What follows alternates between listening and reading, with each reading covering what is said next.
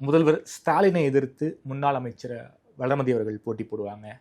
துணை முதல்வர் உதயநிதி ஸ்டாலினை எதிர்த்து ஆதிராஜாராம் அவர்கள் போட்டி போடுவாங்க அப்படிங்கிற ஒரு செய்தி வந்து வந்திருக்கு. ஏன்னா லாஸ்ட் டைமே வந்து ஆதிராஜாராம் ரொம்ப கரெக்டாக சொல்கிறீங்க.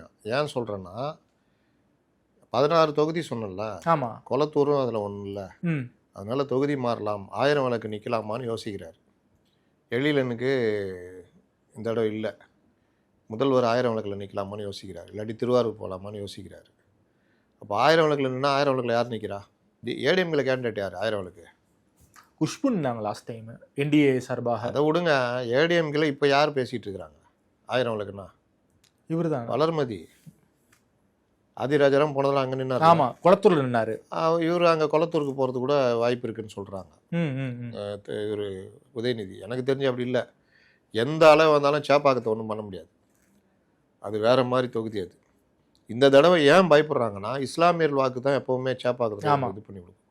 அதில் விஜய் பிரிச்சிட்டாருன்னா இஸ்லாமிய சிறுபான்மை மக்கள் வாக்கு விஜய்க்கு ஒரு 60% தாவிடுச்சு. சார் 1000 லைட்ஸுமே முஸ்லீம் ஓட் பேங்க் நிறைய இருக்கு. நான் தான் 16 தொகுதி தானேங்க சொல்கிறேன். 16 தொகுதி தானே சொல்கிறேன். மயிலாப்பூர்லேயும் இஸ்லாமியர்கள் இருக்காங்க அதிகம்.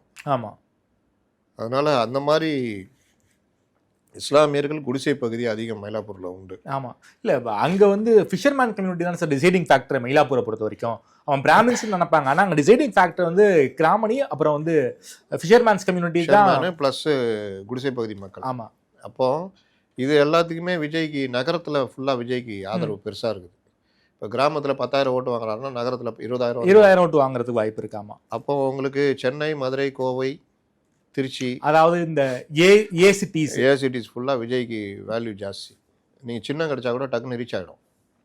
அப்போ இந்த மாதிரி விஷயங்கள்லாம் டிஎம்கேக்கு அடி. ஏன்னா இவங்க தான் அந்த மாதிரி இடத்துல இருக்காங்க. கோவை மட்டும்தான் பாஜக, ஏடிஎம்கே. இது